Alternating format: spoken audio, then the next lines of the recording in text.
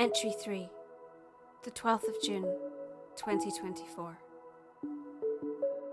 How can I hold this for you if I can't hold you? About 2 months ago, I went on a trip to Arbroath for an academic workshop. We arrived on the Thursday evening, had dinner, and then the workshop ran on the Friday. I was really apprehensive about going because I hadn't been to something like this on my own as an adult before.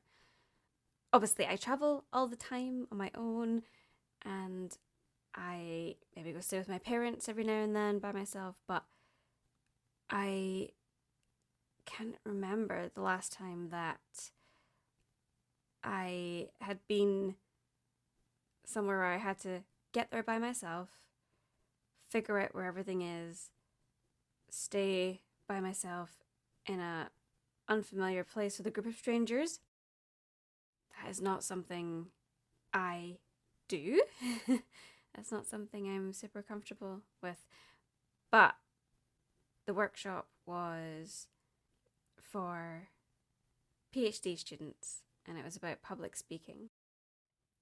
And that's something that I really want to get better at, because when I've been doing teaching, I've been really feeling like I can't command a room. I'm not a leader, I don't think. I don't see myself in that way anyway. I'm more of a backseat person. I don't know. Maybe people who know me would disagree with that, but personally, if I'm in a group situation, I will not be the person leading the group, ever. I won't be the one taking charge of anything. And I suppose there's a lot of reasons for that. Yeah. I was always very shy. Growing up, I found it hard to talk to people. I didn't talk to anyone at all for about 2 years in high school, which now we might call being non-verbal selectively. Yeah. Things to think about, I guess. So while I obviously have been to work by myself, while I go to university by myself, I don't tend to go really far away places on my own. And I was so worried about it, but also really excited because it was being held at a place called Hospital Field, which is a really, really cool old house in Arbroath that runs a lot of like artist residencies. They have a music studio and art studios, and they do writing residencies, and they have these beautiful grounds, and they have a Victorian fernery with all these like amazing ferns. Didn't even have time to go in there actually, which was really sad. But yeah, the grounds were incredible. They have a beautiful garden, and it was somewhere I'd wanted to go for ages. So I was like, I want to go to this thing. And a few weeks before that trip, I'd actually had my first hypnotherapy session, which is something I will come back and talk about later. But I'd had that session, and it had helped me a lot with my anxiety. So although I was stressed out about going to this workshop, it was nowhere near as bad as I would have felt before the hypnotherapy. So I was able to get on the train. I almost burst into tears when I actually got on the train, though. That was a whole thing. And when I got off the train, I was basically going to have to find my way from the train station to the venue. And it was only like a 5-minute taxi drive, but I got from the train station to the Asda, went for like 4p's because I was so just trying to keep myself calm. And then I managed to make myself on a taxi, and we got up to the place, and it was all good. But it was so stressful. It was such a difficult thing for me to do. But I was really happy with myself for managing it. And it was really lovely speaking to everybody else who was there, spent a lot of time chatting with everybody, having a look around the place, and we got to eat some like incredible food, which again makes me nervous. Eating something that I haven't made or that I'm not totally sure what's in it is a huge anxiety trigger for me. But I did it, I ate it, and I was okay. And then the next day we had the actual workshop. So it was run, organised actually by 2 PhD students, and part of the research they were doing was that they would be participants in the workshop. So they didn't know exactly what was going to happen, and they filmed it all, and that was part of their research. The workshop was led by a woman who's from the Royal Conservatoire, and she led us through a series of exercises based on the Nadine George technique, which is something that in the UK people learn at drama school and that they teach at the conservatoire. And there's a lot of breath work involved, and it seems to be all about really connecting with your breath, kind of like in yoga. And it's a way of getting your brain to just shut up, getting your brain to get out of the way and putting your breath in charge. And I'm really interested in that kind of thing. I love yoga. I love breath work of any kind. And my PhD is focused on a couple of different areas, but voice work specifically is looking like it's going to be a really huge part of what I'm doing. So looking at why our voices sound the way they do, and how does that make us, how are we perceived by other people based on what our voice sounds like? So interested in that specifically. So this workshop was perfect, not only to learn about these techniques for working with voice, but also to hear from other people about what they struggle with and what other people's voices sound like and how they manage that and what it means to them to be perceived in certain ways. So it was really, really interesting. And we started off doing all of this incredible breath work. And a lot of it is stuff that I really, really struggle with. Being silly in a room full of people that you don't know. We all struggle with that. But like being not just silly, but being free. Being seen, perceived, as you process, as you work things out. I went to a dance class last year, and I'd wanted to try a dance class for so long, so long. I had done dancing when I was in the end of primary school, going into like first and second year of high school, because my best friend at the time, she wanted to go to dance classes, so I went with her, and I was terrible at it. I'm pretty sure I sucked like hard, but I love watching dancers. I love seeing the way they move and the fluidity and this otherworldly connection they seem to have with themselves and the universe. And I want that. I want that so much. And I thought, I'm an adult. I'm an adult now. I can totally go to a dance class. I could totally do that. And it was so traumatic. Like, I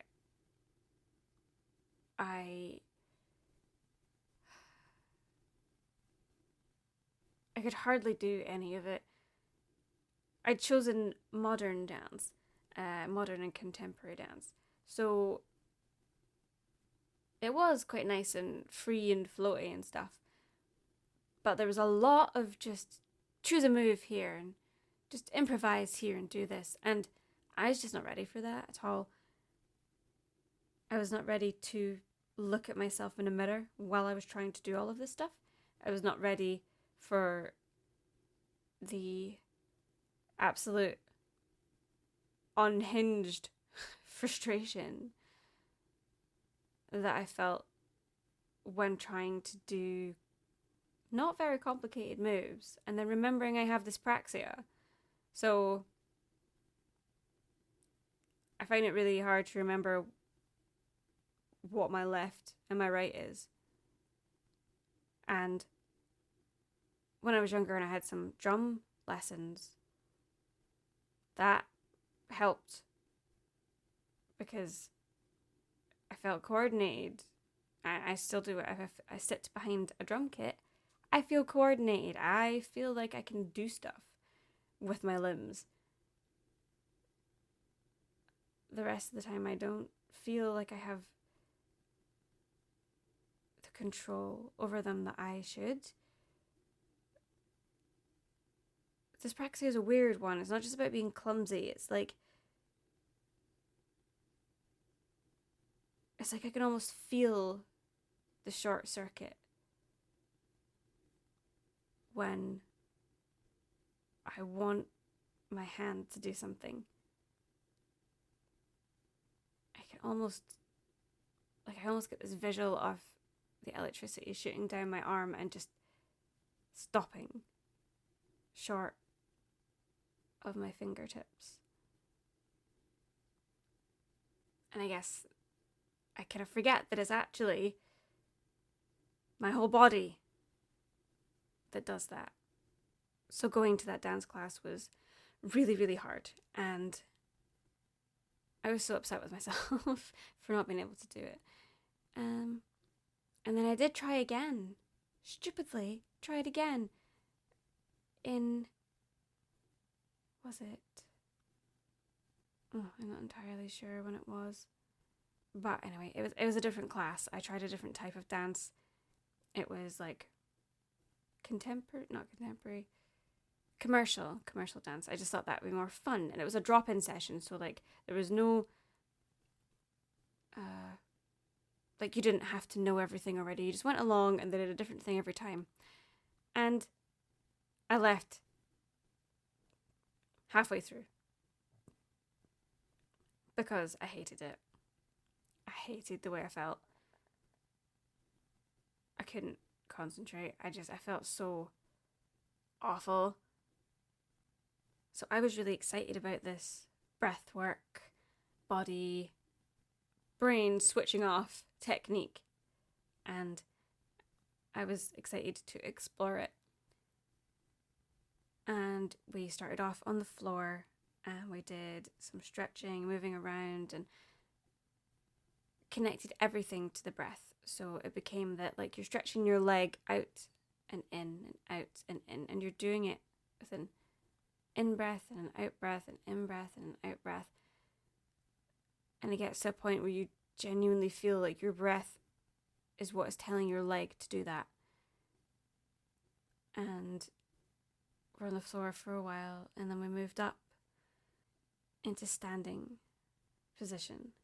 And we moved, there was like a specific sequence that we did, and she got us to think about specific things, and it was incredible. It did so many things to my brain, like I don't even remember what happened, really. What I do remember is that I'm not sure what it's like for other people, but when I meditate, not every time, but like sometimes I get into a specific type of meditative state where I can see colours and shapes darting and gliding behind my eyes. And that's like when I feel my best, I think, after I've had meditation that does that. And when we were moving in this workshop from the floor up onto our feet, we had to be in a standing forward fold position, which is where you are soft knees, but you're all the way over your hands are like on the ground. Usually in yoga, we kind of clasp your elbows a little bit. And you had to just get as loose as possible. Then we had to roll up so slowly, like as slow as possible. Roll all the way up through our spine till we were standing up again. And I started to see things behind my eyes, and it was just mental. Like, as I came all the way up into standing, I saw white noise on like a midnight blue sky in the shape of a TV.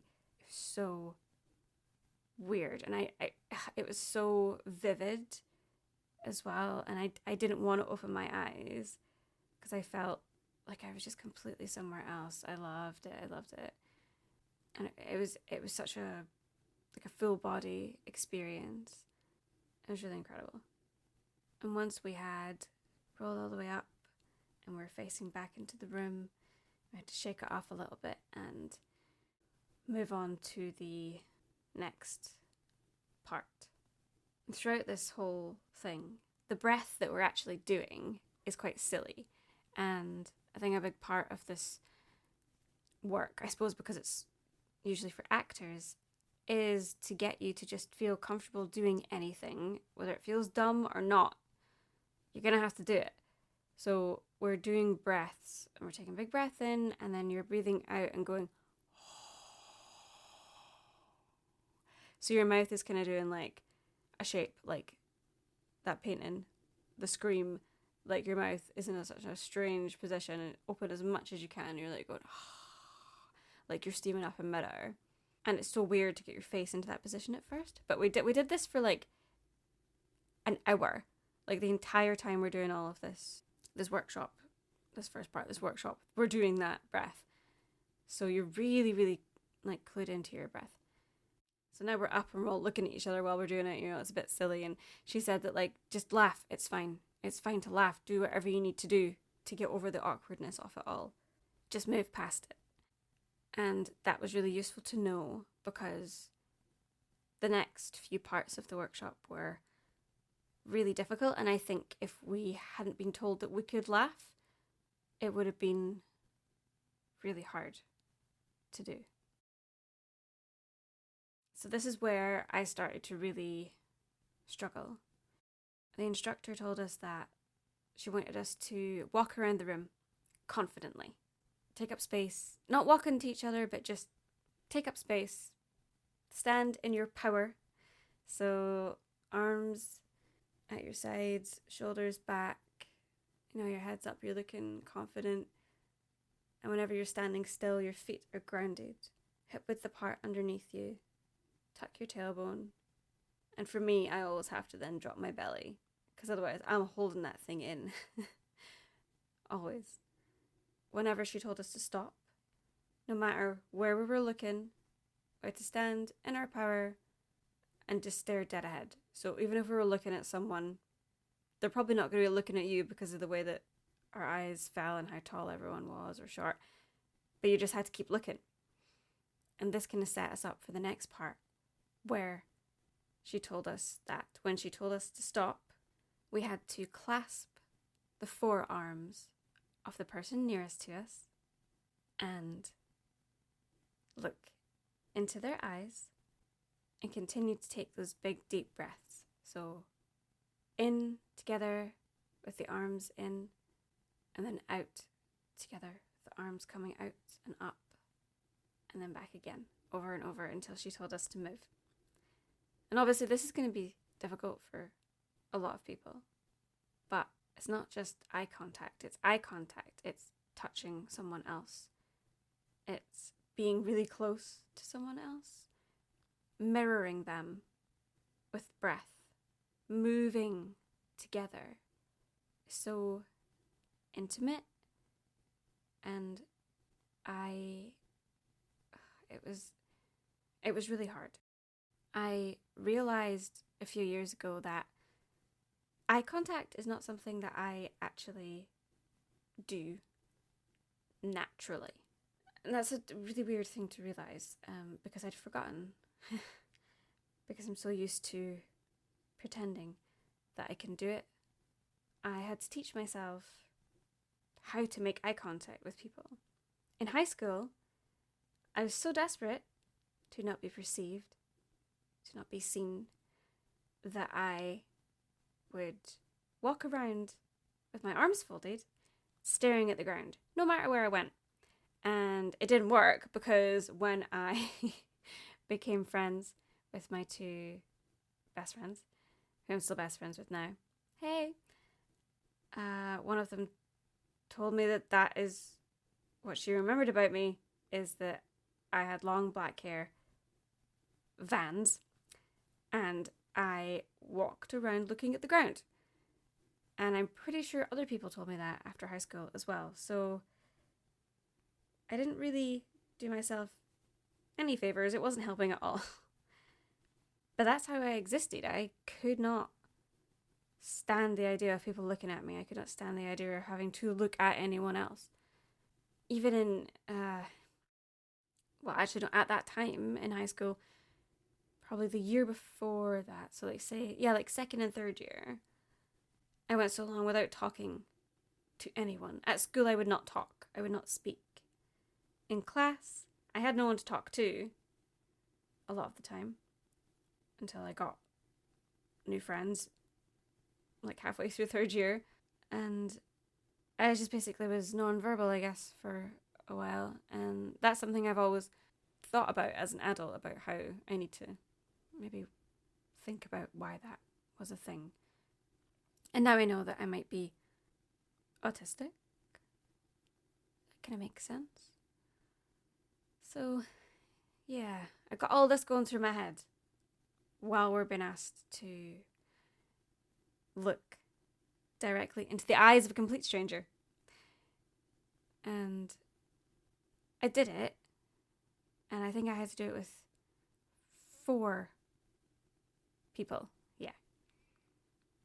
And the first girl was really nice, and obviously everyone's kind of like laughing a little bit and then going silent and laughing again, and I was just kind of looking at her like, I'm sorry, this is so difficult, and she was just like whispering, she was like, you don't have to look at me, don't worry, it's fine. So I was trying, like I could see that she was looking into my eyes, and I was looking like in the middle of her forehead at her smile, at one eye, then the other, and we kept breaking contact and laughing and then going really serious again. And she had such a nice smile and a really kind face and kind eyes, and it made me emotional just to try to look at her properly, because she had this expression on her face and I couldn't figure out what it was. She looked worried and kind of thoughtful and scared and upset, and almost like every reason why she found this difficult was being played to her on a tiny TV on my forehead. Like she was reliving a whole bunch of trauma. It wasn't really until I clasped arms with my 4th person that I realized that that's what I looked like too. And that what I was seeing was my own expression reflected in the other person's face.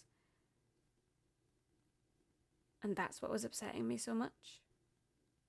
When I realized that that's what I look like when I feel this way. And how upsetting it must be for other people to look at me when I'm trying to deal with those feelings. And that did make me feel really connected to these people that I didn't know. But it also kind of put me in a very emotional state where the final part of the breath work made me just completely fall apart.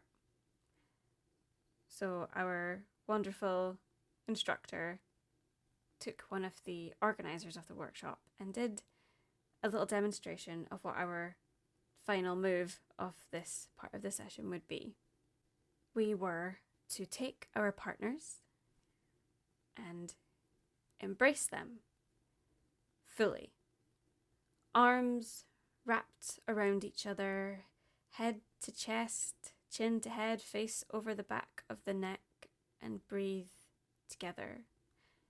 In and out. And in and out.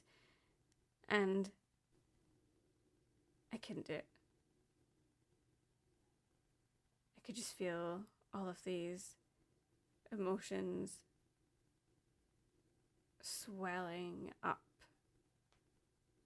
in me. It wasn't just the tears that I was holding in my throat, trying so desperately to hold back, but it was this solid, heavy feeling on my chest and my neck that just won't let me do things like that. I wanted to take part. I really, really wanted to try, but I was so scared of what would happen if I let someone hold me like that.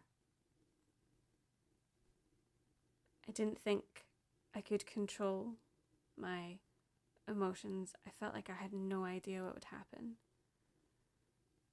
So I stood at the side while everyone else took part, and again, I was really grateful for the instructor because she said, if you don't want to take part, take yourself to the side, don't worry about it, no one's going to ask you if you're okay, no one's going to ask you what's wrong, just do what you need to do. So I did.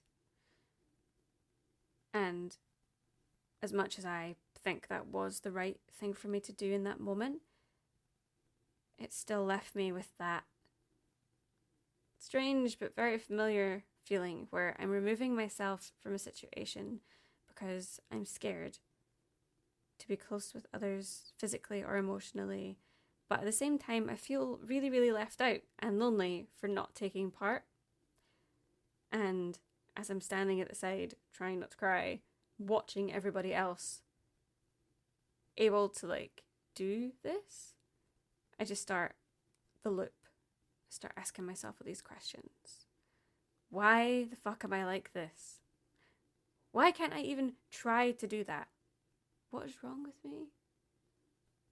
Why is it that I can be so self-aware of all of my neurodivergent ways and conditions and symptoms and whatever, but I can't move past them?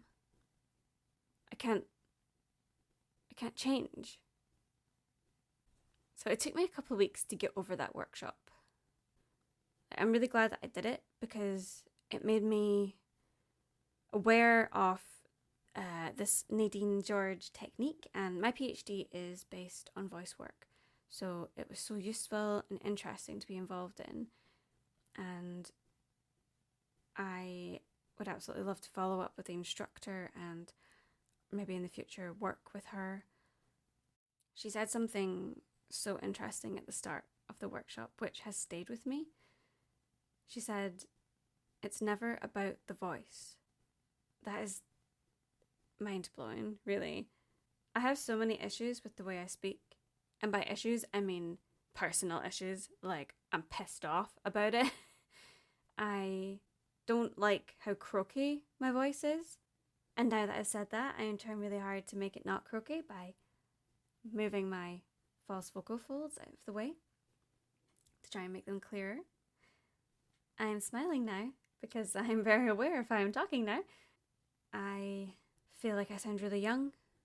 I feel like when I'm doing singing practice, I hate the way I sing. It doesn't sound good at all. If I'm just singing to myself around the house, whatever, if I'm not bothered about it, it sounds great. But as soon as I'm paying attention, I can't do anything with it. It's extremely frustrating. But none of these problems are with my actual vocal folds or the larynx or any of that. It's my mindset. or my posture, or my confidence, or my lack of self-esteem, or my trauma. It's all connected. There's reasons why I find it so hard to be loud when I'm talking or singing. There's reasons why there's parts of my voice that I feel like I can't reach. And I've been doing a public speaking course, actually, that uses a lot of acting techniques. And that has been a really good follow-up to this workshop. I have actually signed up to do one of their actual acting courses now because I feel like, and this is maybe something I'll try and explain at some other point, but I feel like voice work is the true work. I've had therapy for a very long time. I do so much to try and look after myself and my mental health and try and move past all my problems and issues and trauma. And I did a pretty good job, I think. But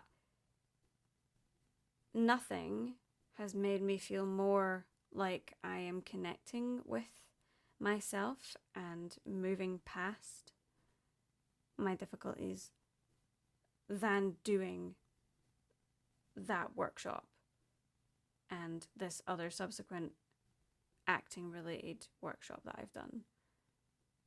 There's something about the techniques they have for knowing yourself inside and out that really works for me in terms of just, I don't know, coming to terms with who I am and the way I am and dealing with that. So when I got back from this workshop, I knew I wanted to write something about the experience because it opened up so much for me. But I didn't do it right away because there are some things that are just a bit too big and you really need time and space between you and the experience to be able to write about it without damaging yourself. So originally for this entry, I was going to dissect a demo that I have for my upcoming album EP, not totally decided yet, but I'll be releasing something on my birthday in November. I have written quite a lot of songs about growing up, teen trauma, being neurodivergent, so I've been thinking about all this stuff a lot and how it affects me as an adult, and that's kind of where I was coming from with this entry, and I really wanted to discuss that. But the more I thought about it and the more I wrote down what I was going to talk about, the more I started to connect back to this workshop experience and the more I wanted to just write something new. And I feel like that's what's so important for me about this format. I feel like one of the main reasons for sharing my art is that it allows me to connect with others, and this fuels my continuous artistic development. So creating something new is a huge part of that, and when I'm being pulled to explore something new, I want to go with it. And that's what happened when I was writing all of this down. So I've ended up with a spoken word piece. I was hoping for a song this time because I didn't get the music done for the last one. So I'm a bit disappointed that it's not a song. But I'm very much, not 100%, but I very much almost fully believe that, not believe, but I don't know, I struggle with it because it's true, but I don't want it to be true, is that what comes out of me is just what comes out of me, and that's what I should go with.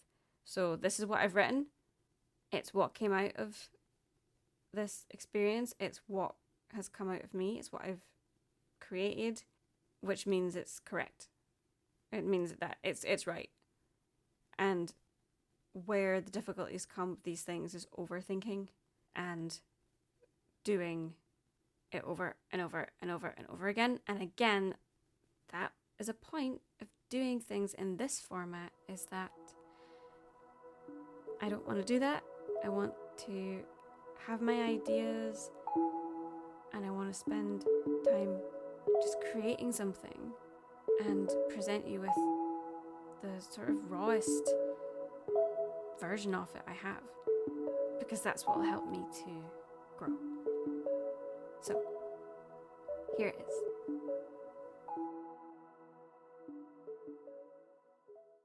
I can't. I've never... It's not you. But is it me? When did I begin to stop being receptive? Who did I gift with my last freely given embrace? No hesitation, no pressure, practice needed. What does it feel like to touch without resistance? How do you know when to pull back, lean in, give in? How do you know it's working? I want to look. I want to see, I want to stare. My searching expression reflected in your gaze, giving everything away. There is a block on my chest, on my neck, heavy and ever present. It keeps me from you, fragile and rooted. Do I only take? Am I not strong enough to give? I want to take it from you. Everything you can't carry. Just for a moment. Just for a lifetime. But you ask, how can you hold this for me if you can't hold me?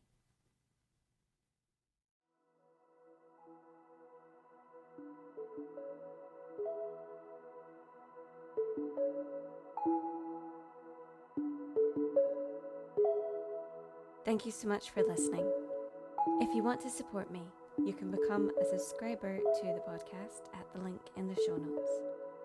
If you want to get in touch, you can find me on Instagram under @steenpunk. Thanks.